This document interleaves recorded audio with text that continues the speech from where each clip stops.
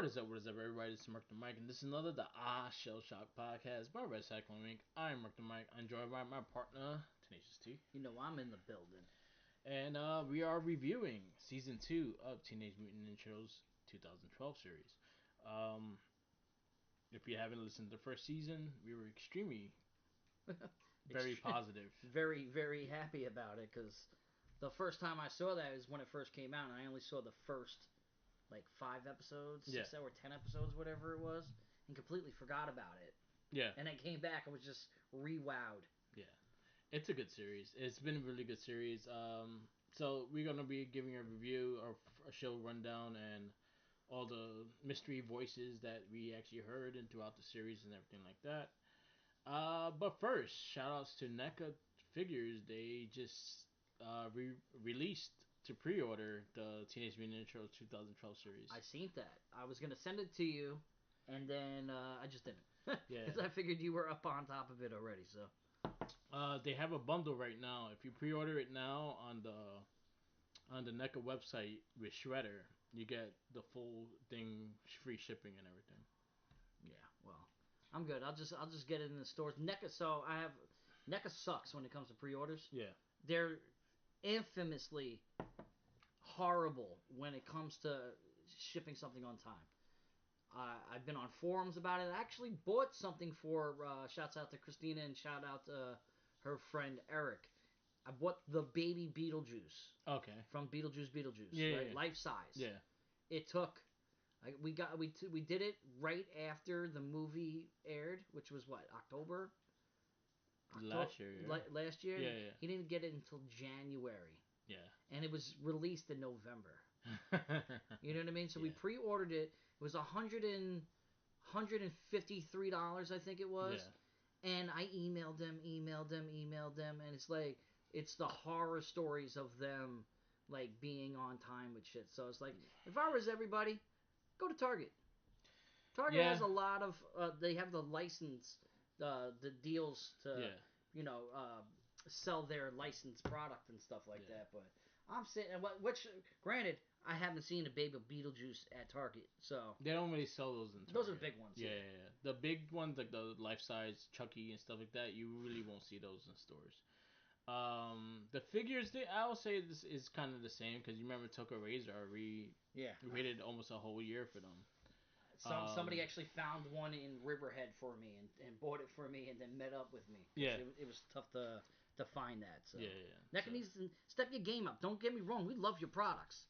It's going to be... But you guys suck when it comes to the warehouses. It's a different thing now, too, with the whole tariff thing and things like that. Like, a lot of the things are going to be a higher price. Shipping is going to be a little difficult, and things are going to be a lot more slower. So just be prepared, because that's kind of where the toy market is nowadays. Yeah.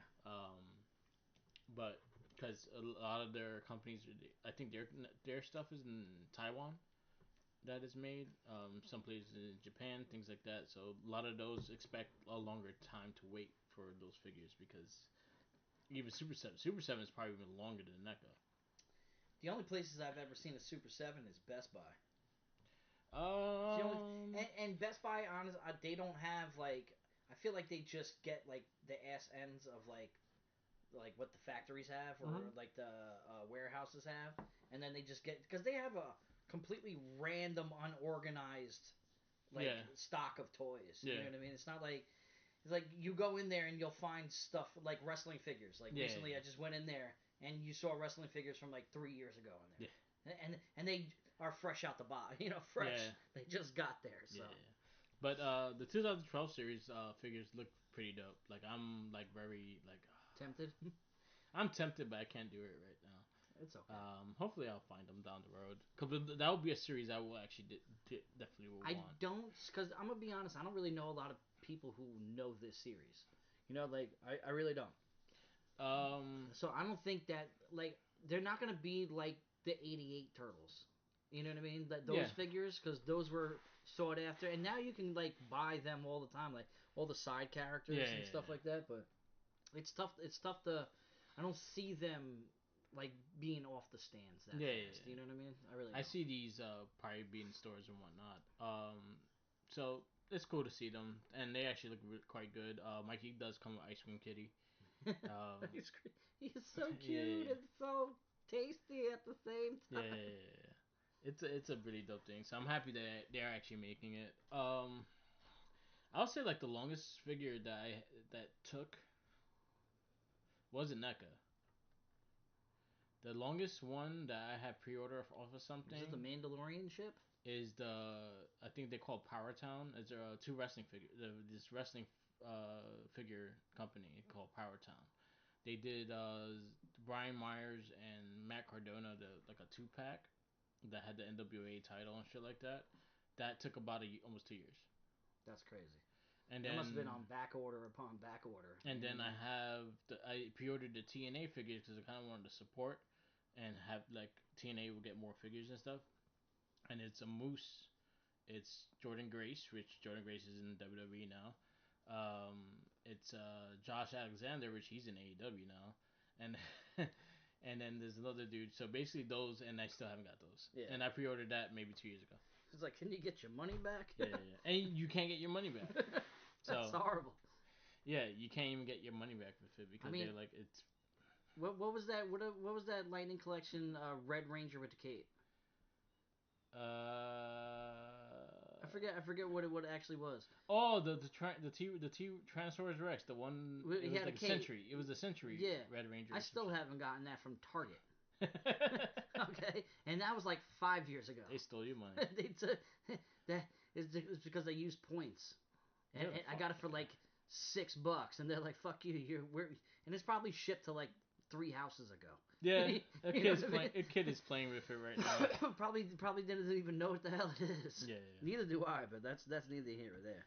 So we have 2012 series season 2.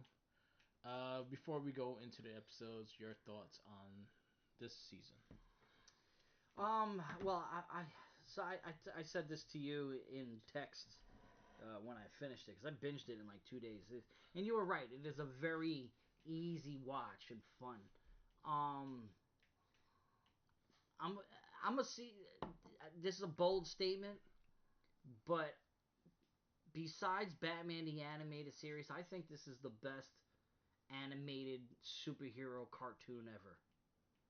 Hey, that's a bold ass That's a bold statement. statement because you had the Justice League Unlimited. Yes, but Yeah, this is the thing is with this show. You can tell the people who created it love the Ninja Turtles. yeah, They fucking love them. Their writing is top tier. Their Easter eggs, their hints and nods to previous like generations of Ninja Turtles, yeah, it's uncanny. yeah, Every single episode is a nod and respect to the turtles before them. yeah. And I don't think there's a single show, cartoon wise, superhero, that has done that.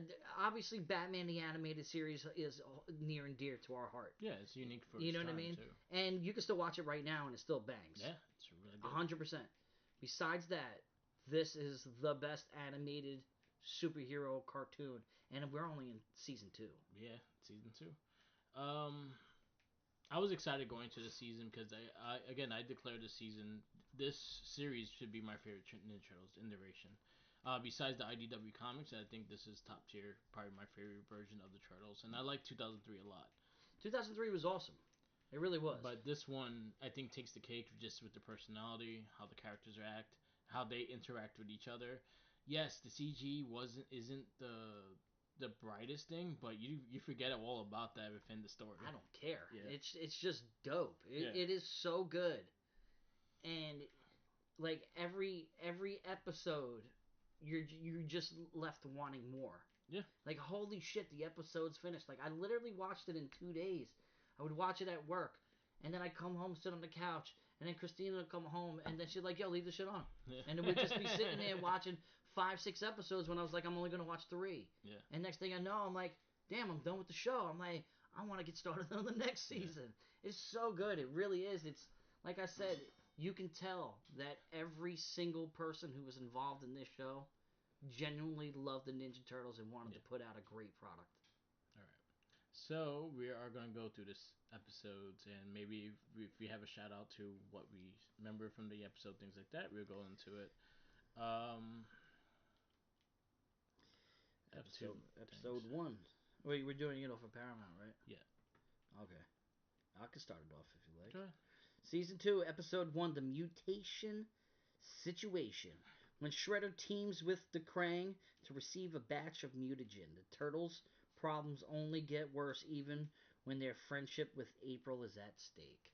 This one was like getting like right out the door kind of thing. This is April's father turns into a mutant. Yes, a really ugly. Yeah, I'm gonna put it like this: April had so much bad shit happen to her in this show. Yeah.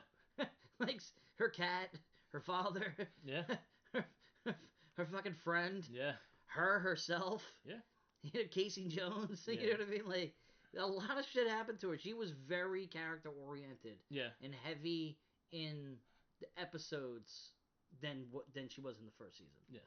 You know what I mean? This one is that they're trying to find a cure for April O'Neil's father, which is Kirby. Kirby. Kirby O'Neill. Oh, yeah, Kirby O'Neill. Okay. They named him Kirby after. Okay. Yeah. Good for him. After Jack Kirby. Good for him. Yeah, we go into that episode, and again, it starts off right off the backs and stuff like that. You see different versions of the engine like taking place. You see the team up with the Krang and Shredder, and Shredder don't fucking trust them, and he trying to find ways to betray them as well. You see the story with Karai still kind of brewing and things like that. So it kind of kicks you off right away with story. It's like it never stopped. It just went straight into it. Yeah. Season 2, episode 2 is the invasion of the Squirrelnoids. This is pretty much straight out aliens. Yes, it definitely is. Cute little squirrels get caught in the mutagen, and then they climb inside your body. Yeah. and turn into two. Mm-hmm. So it's mitosis inside your body. But what's funny is, like, yes, it's alien, but Michelangelo's reading all this shit off his comic book. Yeah. And it's like everything's happening verbatim in his comic book. But if you looked inside of his comic book when he showed a scene, it was Attack of the Killer Pizzas. Yeah. The figures of what they turned into. Like in that comic, it was Attack of the Killer Pizzas from the '88 series. I was like, yes, right off the gate, we got the nods to the old seasons. Yeah, that was actually a really cool episode. Again, aliens. Again, they bit off the pizza creatures were pretty much rip-offs of the aliens as well. So it was a fun episode. Definitely was. Great way to start it off. Episode 3, Follow the Leader. When the Turtles face Shredder's newest threat, an army of robot foot soldiers, Karai captures Leonardo and forces him to do battle with these new and improved ninjas that can adapt to his every move. I like the foot soldiers in this. Yeah. I thought that they were a lot more darker. You know, like the foot soldiers has kind of always been like a goof. Yeah. You know what I mean? Even in the 2003 series, like they were never. I never really took them seriously. Like this form of them, because they were kind of had like this AI. Yeah. That made them adapt to the way they fought the turtles.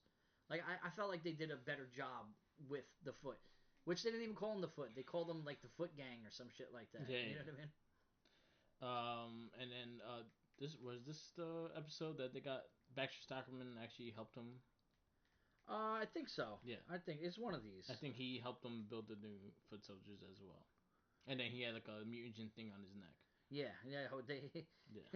They didn't isn't this the episode also with the dog turning into Razar? No, that's coming up. Oh, okay. That's coming up. I just gotta have my note real fast because I might have the episode written down. No, because I had it was you're correct.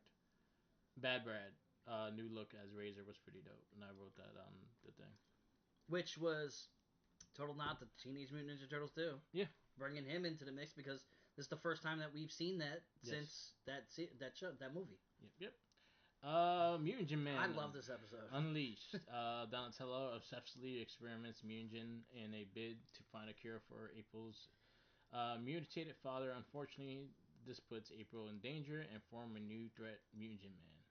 Reaper of the Yes. my friend. It, yeah, he looked like, Our Real Monsters. Yeah. The girl from Our Real Monsters. The monster girl Yeah, with the yeah, with yeah. the with the eyelids. Oh yeah, yeah, yeah. I She remember. looked like he looked like that Yeah. inside the tube, and he just kept sucking mutagen. Mhm. So he would just run out, and he would just have mutagen arm and mutagen Yeah, yeah, legs, and he just came out and busted everybody's ass. yeah, It was a fun episode. Every episode is a fun episode. yeah. But and he the only person that he wanted to be friends with was April O'Neil. That was Yes, it. Because he was basing off of everything off of what Donnie was doing. yes, Because Donnie was obsessed with her. yes.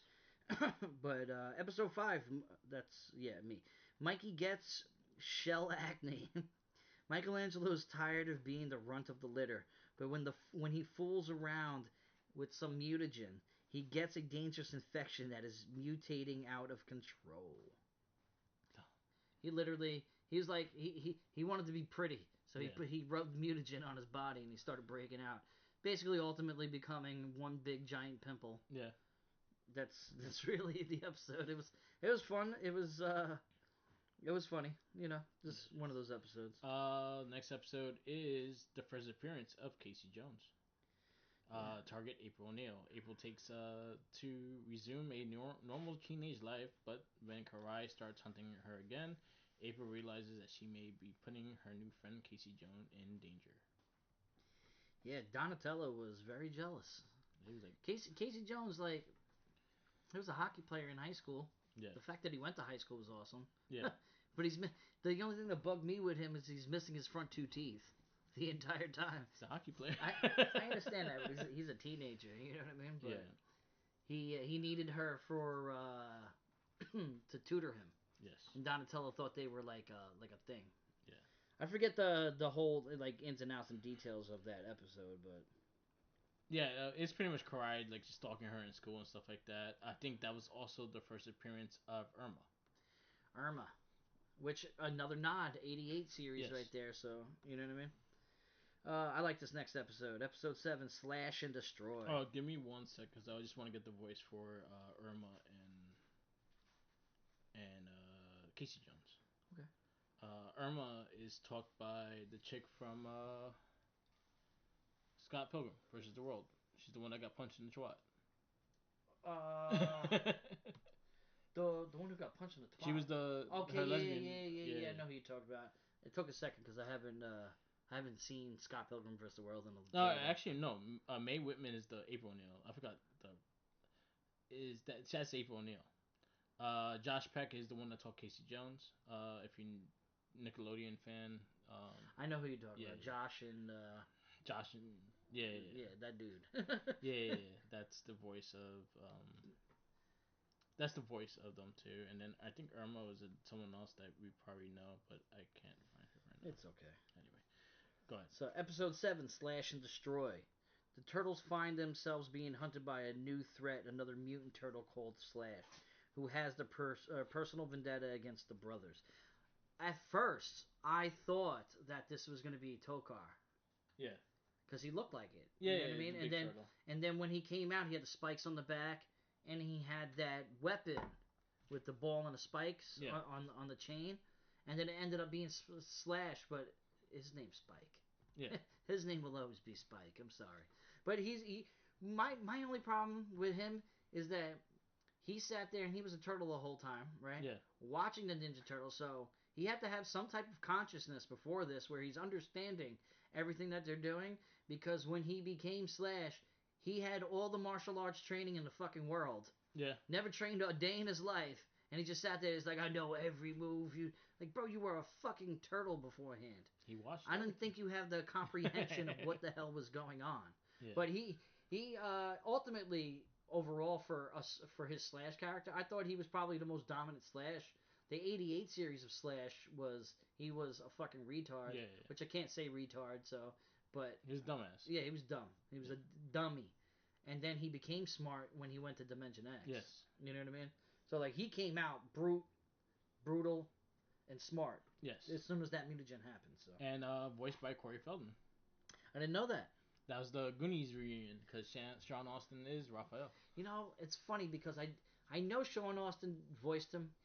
It just never registered in my head. Yeah. Right? So I'm watching the show, and then all of a sudden I hear it clear as day. Yeah. And can't get fucking Sam's face out of my head from fucking Lord of the Rings.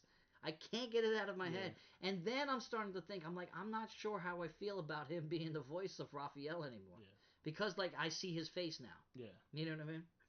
But it was a fun episode, good episode. Good build up because Slash is going to be important later. Yes, yes, he is. I just wanted to get her voice real fast.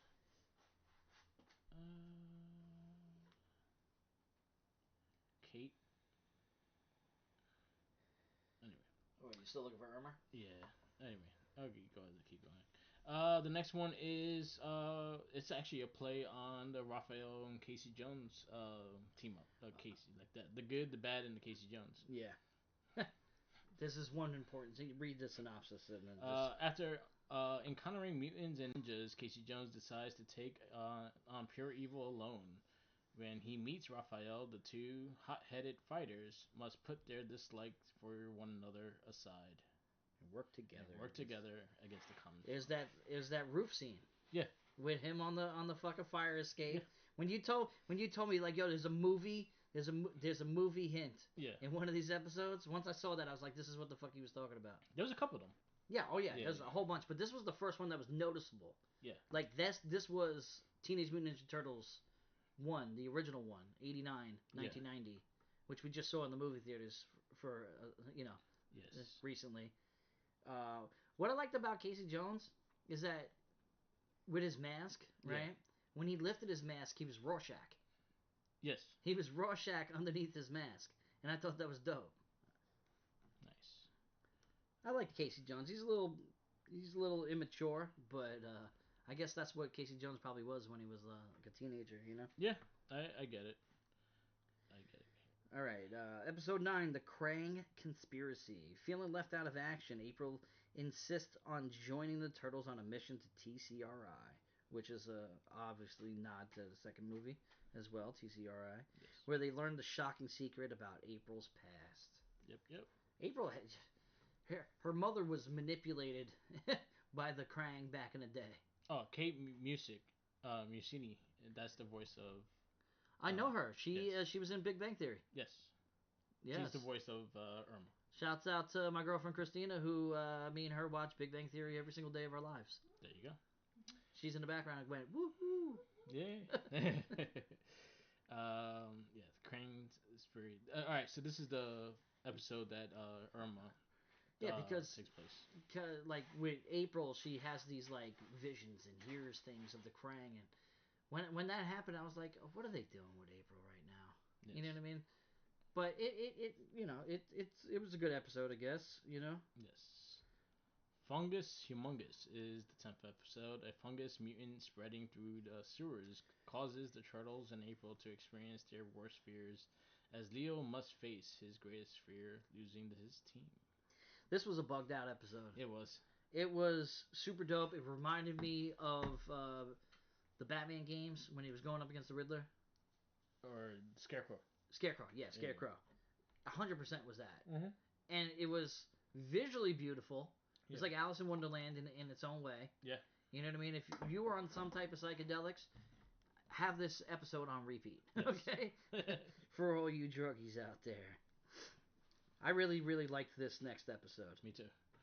Metalhead Rewired, episode 11. When Donnie upgrades Metalhead's artificial intelligence, he decides if he can trust the sentient Metalhead or if he has created a new foe. What you think of it? You bet. That was a Terminator moment. Yeah, you know what I mean? Exactly. I remember. It's the total Terminator moment. I was like, damn, he's gonna die. Yeah, I mean, yeah, he comes back. He put in work. He was also helping train them. Yes. To be better because the way the Krang moved and the way the foot soldiers moved, the Turtles had to be more unpredictable because they were analyzing the way they fight. Yes. So he was designed to come back. And I don't know, I just loved him so much better this time around because he was like smarter and, he actually held shit down and he saved the day at the end. Yes, yes. And he ultimately paid the final price. This episode is actually one of my favorites. Um, of Rats and Men. When the Rat King returns, Splinter must overcome his guilt and fear of the Rat King controlling his mind in order to defeat the foe once and for all. The Rat King is brutal Yeah. in this show. He is literally, he looks dead, Yeah. first and foremost. And he has a grip on Splinter like no other. He really Splinter almost murdered the turtles, Yeah. bro. He beat the shit out. Who did it? Was it Michelangelo? He Yeah. beat the shit out of in the kitchen. Yes. Like he's like, Father, I'm sorry. It's this last slice of pizza. And he just beat the shit out of him. It was nuts, and I want more of that. I want more of him. I understand he's good for an episode or two, but like they should have a good story arc with him. You know what I mean? Like some ultimate thing, because they kind of one and done these characters and then bring them back for like another episodes. Like this character deserves a little bit more. You know what I mean? Yeah. Like he was super dope. So this one you're next. Wormquake, episode 13. Very, very interesting episode. This one is connected with two episodes. This one's 13 and 14. Manhattan Project and then Wormquake. Okay, so they didn't even. They just made it one episode. One episode, yeah. That's why it's 42 minutes long. Yes. Facing Shredder's deadly new assassin, Leo must decide whether to risk his brother's lives or ask for Splinter's help. Donnie must put aside his rivalry with Casey in order to uncover the new Krang plot. Donnie's just jealous of Casey because he's a human, and April doesn't want anything to do with a fucking stinky turtle. So, and you know they stink from the first season. Yes. The blind guy told them, like, you guys stink. Shout outs. So this is the first appearance of the person that eventually will become Rocksteady.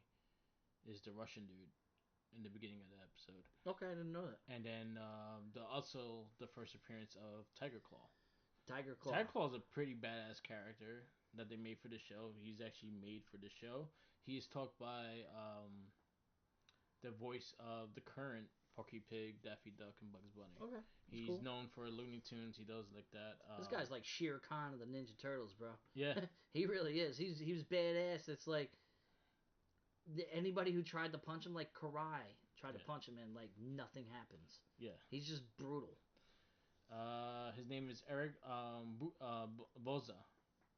Eric Boza. He's the voice of Bugs Bunny.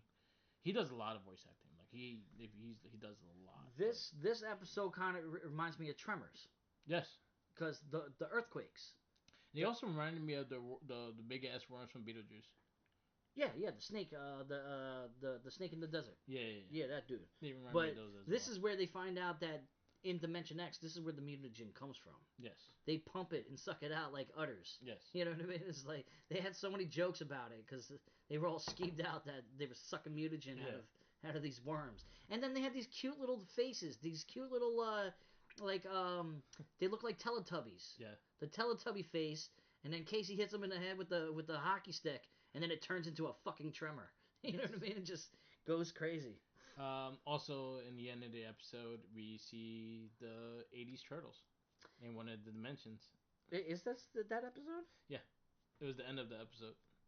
What was they did the dimensional portal? Yeah, and you see the it goes into the cartoon. And then did you hear what was it, Donatello talking about April in that dimension? Oh, I really like her jumpsuit. Yeah. Like, no, you were looking at her boobs, bro. Because April's like, is that supposed to be me? Yeah. And then at the end, you hear all the voice actors of the original Turtles. Yes, you do. And that was a good nod and a good homage to them because we got that in 2003. Yeah. We needed it again. Oh, we're going to get more. Oh, I believe it. How many seasons is this show? Technically... It's 5. 5 seasons. Technically 5, but I think they combined the last 2. Okay. This next episode, yes. Is one of my favorite episodes. It's cool. It's just visually dope. I think they really came with the CG very good. Yeah. This one's Mazes and Mutants. The Turtles try to relax by playing a fantasy roleplay game. But when the game becomes real, they must learn the difference between fantasy and reality. Shout outs to Pee Wee Herman. He is the voice of the owl. Paul Rubin, R.I.P. Yes. And if none of you have seen his documentary is phenomenal. I had to watch it. Phenomenal. I've seen it 3 times. Ex Christina, I watched it 2 times in a row. It's Yeah. good. It's so good. I gotta watch it. It's on the list. I've been meaning to watch it. So good. It was emotional, and Pee Wee Herman is actually very punk rock. He's more punk rock than you can ever imagine, believe it or not. Makes me want to dive down and go watch the show. I'll be honest with you. I know that might be a little out of touch with times, but it was an interesting show. It was a kids show, but it was a very interesting no, it was really show. dark, and he it was. he talks about it in the thing. He's like. I know the sidetrack, but he literally said he threw so many innuendos in there that if you didn't get it, you learned something. Yeah. And if you did get it, that's one for the streets. Yeah. That's what he said. It's like you were part of the streets if you understood it. You know what I mean? But this episode was awesome. Honestly, the owl was one of my favorite characters in the series as well. I felt him. He had no friends. Yeah. He created this game, played this game by himself. He went down there by himself. He got hit with mutagen, became this fucking like mystic owl. Yeah. And then dragged them into it because he wanted to play the game with somebody. He was bored. Like, come on, everybody's been alone at one point in time. And I did like the little suits they were wearing. They need a figure line for this. They do. Oh, they already have. Yeah, they made the figures of these. I love this episode. It's really good. Episode 15. The Lonely Mutation of Baxter. Finally, we get Baxter as a fucking fly.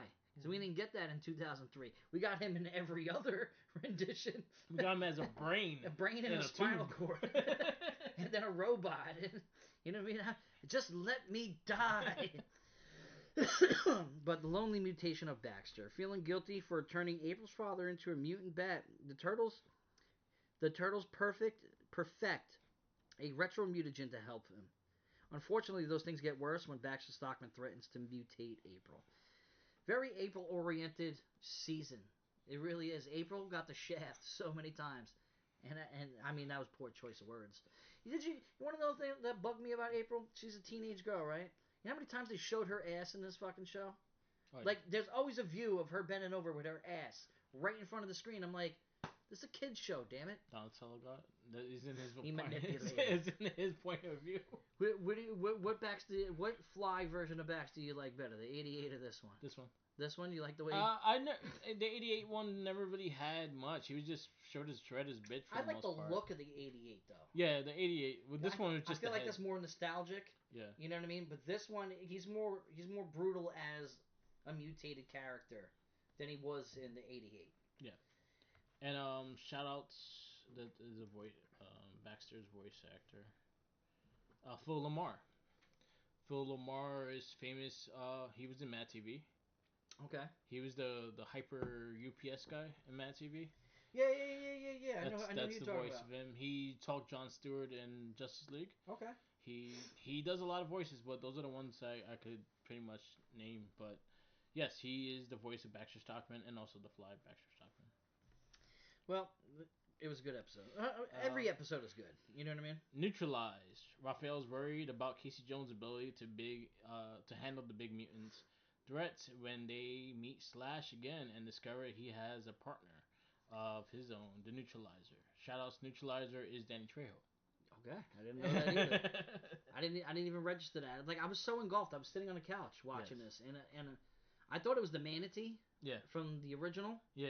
I thought it was gonna be him. Oh, okay. And it ended up not being him. It was just another, because we didn't see how this guy came about. Yeah. He just appeared. Oh, you talking about like Mondo Gecko? Yeah. Well, no, sort of. No. Well, yeah, the manatee with Mondo. Oh, you see him down the road. Oh, I hope so. Yeah. I hope they bring every character to this. Mondo is actually talked by the original Michelangelo. All right, that's cool. Luckily, they brought that back. You know. Yeah. So this one again, this was a team up and having Test Casey's Slash's thing. He's willing to do what the Turtles ain't willing to do. He's like the Punisher of the Turtles. That's really what he is. Like, he doesn't want to hurt people. Yeah. He literally said, because the Neutralizer was like, I'll kill everybody if I have to. I'll kill people, babies, cats, whatever. You know what I mean? And Slash is like, no, don't kill humans. Like, we're here to beat these motherfuckers because the Turtles can't. Yes. That's literally it. Like, Slash is kind of like Punisher. He's an anti-hero. He doesn't. Venom. Yeah, but yeah. Well, Venom's bad too. No, well, Venom's main characteristic when he Eddie Brock was Eddie Brock's an asshole. He hated Spider-Man, but he didn't. He did try to help everyone else. He at the end of the day, but Venom is they're all anti-heroes. It was a fun episode. This episode, Pizza Face. Shouts out to Christina for calling this one. Yeah, Pizza Face. The Pizza Face episode. Mikey discovers that a new mutant is trying to attack and capture people using living pizzas, but the struggles to convince the others who don't believe him. Shout outs to Joe DiMaggio. He's famous for talking Bender. Okay. From Futurama.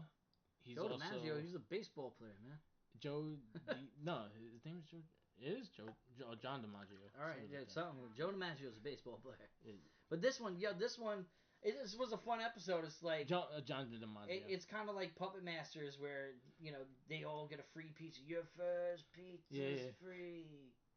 And then they go, and then they all turn into like zombies. Yes. And then they go in just to get stuffed in a fucking into like a stromboli or what's the thing with calzone. Calzone, yeah. Christina in the background calling, and she literally was like watching the episode, and she's like, "Is this a dream?" Yes. I was like, "No, it's the fucking episode. It was no him falling asleep or anything like that." Then all of a sudden the episode was done. Yeah. And it was a dream. It was a dream the whole time. Or was it? Dun, dun, dun. But Mikey, being Mikey, the only way to get out of that was eating his way out. So yeah, John DiMaggio. That's his name. John DiMaggio. He talked Bender from Futurama. He also was the main voice of Gears of War. He was Marcus Phoenix. Okay. That was the voice of him. There was one. I think this was one of the episodes we passed, but Mikey was like, "Oh, I could come back if I could become human and shit." And you actually see the actor's face on Mikey. Yeah. I saw that. He had the mask over and glasses on. And it was Chris Cripes. Yeah. Episode 18, The Wrath of Tiger Claw. Tiger Claw returns and attempts to destroy the turtles at any cost. This is the episode where Karai turns on them, and she gets thrown down into the dungeon. Yes. So she gets sent down to manipulate the turtles. She already found out that Splinter is her father. Yes. But she's kind of like on the fence about it being true. You know what I mean? So she goes down there, lies to them, sends a signal to Tiger Claw. He's coming to search now for her, and then she finds out the truth from Splinter. Yes. That she was taken as a child. Had old little kind of like anime montage that they had for it. Yes. And then she ends up getting tracked down, and Tiger Claw's Tiger Claw. Also, it's actually a big episode. Big episode, and I think Tiger Claw, Splinter fought. Yeah. And that was a pretty dope fight. I mean, every time Splinter fights is badass. Yeah, that's one thing in this series. He does some like Jet Li shit and does that like turn to the side while slides his leg out. Yeah. And just grills you like I'm about to kill your ass. I like episode 19, The Legend of the Koroboto, which is the helmet of Shredder. They had something similar to this in the original cartoon.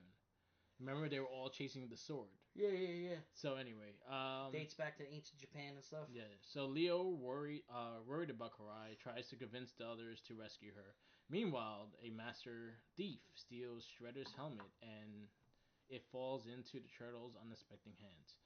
This is the first appearance of Bebop. Well, as a character. That's the electric guy. Yes. Yeah. I kind of thought it was going to end up being him because of the mohawk. Yeah.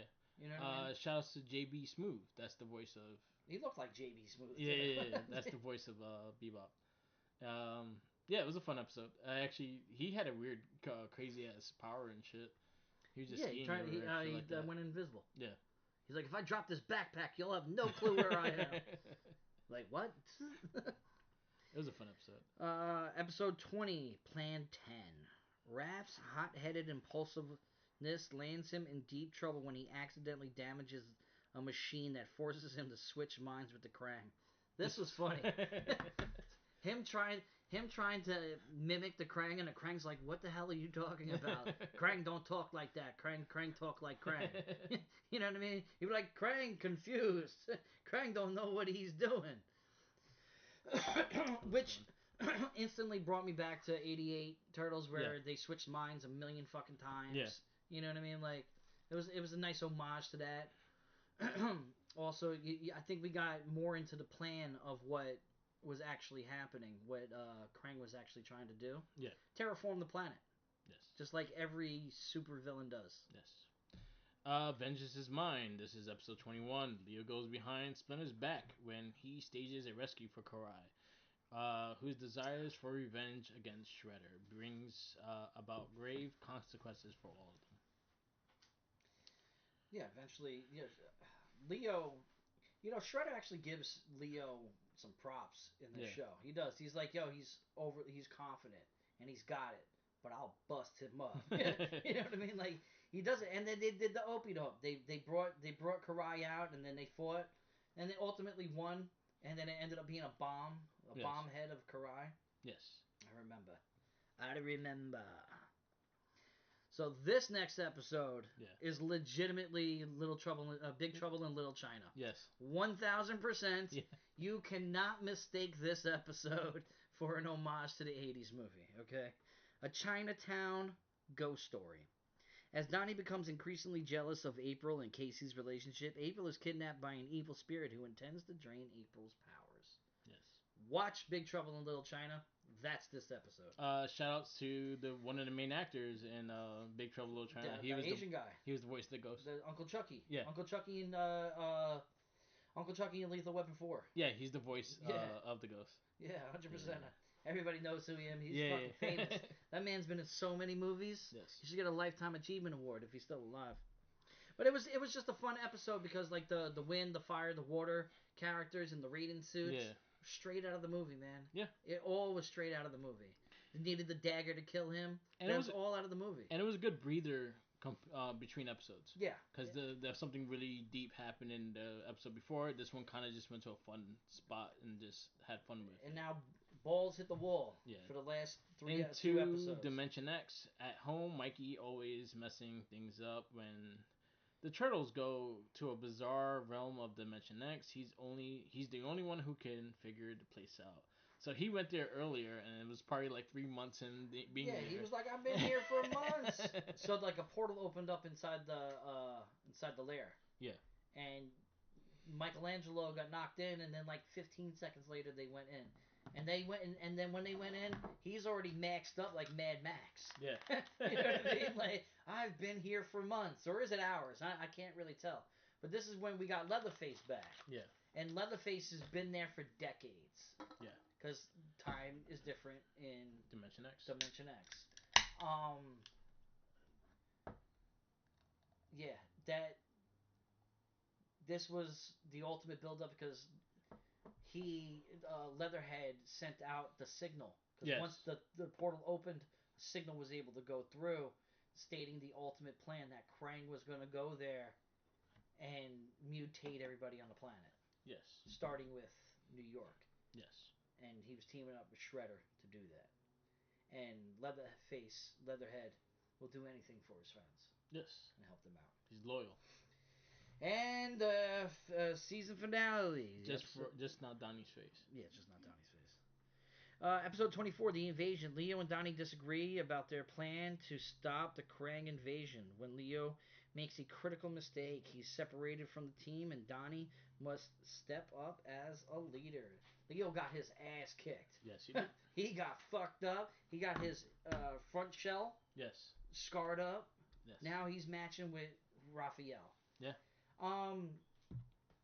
Throughout the whole show, they were watching this one show that was kind of like... I was going to mention that before we ended that, too. It was a Sentai. Well, yes. Well, it was a Power Rangers, Voltron kind of feel of a show. But didn't they look like the Neutrinos a little bit? A little bit. They looked like the Neutrinos from the 88 show. The animation was like the Neutrinos from the show. Yeah. And that time with that episode when they saw into the portal and saw into the 88 Turtles. Yeah. That other portal that they looked at was Dimension X from 88. Yeah. I forgot to mention that before. Yeah. Because those are the two nods The to cart that '88 that series. that was one thing I'm gonna say within this whole series. There's always a themed cartoon going along with the series. As it should, Yeah, man. as in the first season was Star Trek.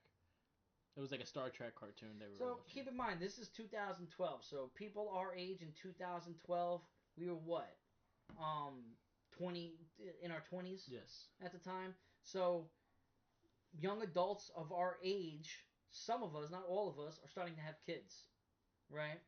So they're now watching these shows with their kids and can enjoy it with them because of all the, you Yeah. know, nods to the old stuff. So I loved how they can blend those worlds together Yes. and show really just pay homage to where it came from. You Yeah. know what I mean? Ultimately, one of the best things that I gathered out of this season, I give a nod to Splinter, because Splinter had a moment in time to be human again and chose not to be. Yeah. He's like, I am content with being a rat. Yeah. You know what I mean? I'm content because him living as a human down in the sewers, Yeah. he would just be Splinter from the '88 show. Yeah. You know what I mean? A mental illness Yeah. homeless guy who decides to go and move into the sewers. Yeah, he decided to move in the sewer. You know what I mean? Like, he willingly moved into the sewers. So, like, I didn't want that for Yeah. him. Because don't get me wrong, the '88 Splinter's cool, but he's not. He's out of the three Splinters that we've had, animated wise, he's Yeah. the worst. Yeah. This is the best Splinter. Yeah, this is my favorite Splinter. Even though 2003 was good too. Yeah, this one's my favorite one. It was like a stepping stone. I'll say up. this one, and then IDW is number 2, and then 03. Well, Splinter kills in that one, Oh right? yeah. Oh, yeah. That's why. He takes over. We like that brutalness. He takes over the foot. Yeah, the overall, like I said, man, and it's a very bold statement, and the world might not agree with me, but I don't give a shit. And it is, besides the Batman animated series, it is the best animated. Even though it's not even animated, it's CG, but Yeah. it's animated to me. My attention span is horrible when it comes to cartoons. Yeah. My mind wanders too much. Yeah. It really does. Like, it just doesn't grip it. That's why I can't watch anime. Yeah. I'm in it. When I'm watching this show, like, I'm fully engulfed in it, and it's the like it could arguably beat Batman, but Batman is just a little bit better because of everything that it is. Yeah. You know what I mean? No. For nostalgic, Yeah. but this is the best animated superhero cartoon that I have ever seen besides Batman the animated I series. just want to shout out a couple of the things that happened in the last episode that are key moments going into the next season. Karai gets mutated. Yes. Everybody getting mutated. Pretty Man. much everyone get mutated, so we are going to see a lot of mutants. Just think about that going into season 3. Well, she turned into like a serpent. No. Think about the everyone getting mutated going into season 3, because Spoiler. and then they also shout outs to the ending of the episode is pretty much Turtles 1, Okay. when Raph got defeated and they burnt Well, down they before had they that episode on here where it was Leo getting thrown to the exactly, and there was this episode, and they used a Volkswagen Beetle to get Yeah. out to upstate New York. The ending was going upstate. Yeah. And it's like, they're like, oh, Casey, what about your father and your sister? He's like, they're probably mutated. they're probably dead. Like, you don't even know. Yeah. You're just upping and leaving. Yeah. He's like, I got all the time in the world. Speak of that, also, April's apartment was above an antique store, Yeah. which was the same name as the antique store from the fucking movie. Yeah. The homages just are endless, and it's phenomenal. I love it. It's really good. Yeah. If you gotta go 1 to 5, what you give it? It's 5. It's another 5. It's another 5. It's It's a home run, bro. It makes, again, like I said, it's an easy watch. Like, you could go into it and you actually enjoy it. You get new viewers and stuff like that, and like never seen it before, and then you just start getting into the story. You're like, oh, okay, it's fun, and it has this funny. It has great voice acting. I think everyone voice fits the character. Or you could just look at the eye transformation, the way that their eyes turn white, or like googly eyed and this and that. Like, they took a lot of time in expression. You know what I mean? Like, they did a really good job, and it's clever as fuck, and it's kind of genius at the same time too. It revamped the Ninja Turtles, and it just it it, it brought every element that we love. Yes. You know what I mean? Because 2003 is kind of compared to this, it's more serious. You know what I mean? Like, don't get me wrong, it's the Ninja Turtles, and it still has that child aspect to it. But this was like, I could have been a teenager watching this show, and been happy with it. You know what I mean? Instead of being a little kid. Yes. Which I don't know any kids that actually watched it. To be honest with you, that's just me. This one, I know a lot. My nieces watched it. Well, I didn't. Too. My nephews were into it. I wasn't really around kids like that in 2012. Yeah, makes sense. It's kind of partying. So, yes, this is our review of season 2. Definitely is a much watch. You have Paramount; it's all on there. I think Netflix has it as well. So, definitely check it out. We'll be going on to season 3. Yeah. So I will say this, just to give you a little taste of season 3. The first about 7 episodes, very horror influence. I'm cool with that. I'm with that. Cause just think of the premise of where they're at, and just think about the things they could do with that premise. Okay. So monsters. The monster figures. Think about like Jason Voorhees. Well, let's get what's his name? Eddie. Yeah.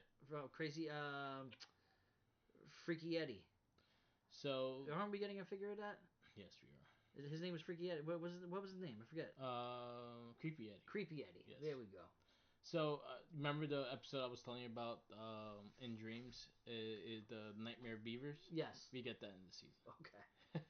Which is voiced by the Crypt Keeper and Freddy Krueger. Alrighty. Which the voice of the Crypt Keeper is also Roger Rabbit. Yeah. There you go.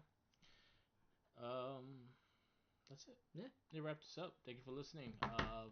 Follow our other casts. We have the Not a Trekkie. We got the Morphin Cast. We have the Shell Shock Podcast. We are planning a Gamer Rage for the Mass Effect soon, so we just gotta get that about halfway through the second one. Nice. Yes. Yeah, so we'll get to catching up to all that very soon. Check out our weekly cast of the Gets Better I Swear and the Wrestling Babble podcast. We have new episodes up of all 3, and our Andor review is going up very soon as well. Awesome. Always the shouts out to Game On, retro video game store based in 2 separate locations. One in Miller Place, one in Smithtown. Also go and check out the Game On retro video game arcade located in 2 locations of Smith Haven Mall in Lake Grove and Riverhead and Tanger Outlet. Also go and check out Retro Relics right down the block from the Smith Haven Mall in Center Reach, Lake Grove area. They have a fucking endless amounts of shit inside that building. Anybody can go in there and find something that they would want. Also do the following. Follow me on Instagram, Tumblr, Twitter, YouTube, SoundCloud, Twitch, and TikTok on Mark the Mic. Also follow Wrestling Clinic on Instagram, Tumblr, Twitter, YouTube, SoundCloud, and WordPress. Yeah, you can follow me as on the Real Tots Guwap on Twitter, the Real Tots Guwap on Instagram. Also, the Popcorning Podcast has a potential of making a revival. We'll see what happens with that. Okay. And everybody knows, fuck Zordon. Fuck Zordon. No one we hate in this season yet, so. Nah, I don't hate anything really. I mean, Splinter in the '88 series, we could still say because he used to rob motherfuckers for sashimi. And chose to live in a sewer. Mental illness in its finest. Before being a mutant, he chose to live in the sewer. That's so sad. There you go. The outside world beat him up so bad. Peace out.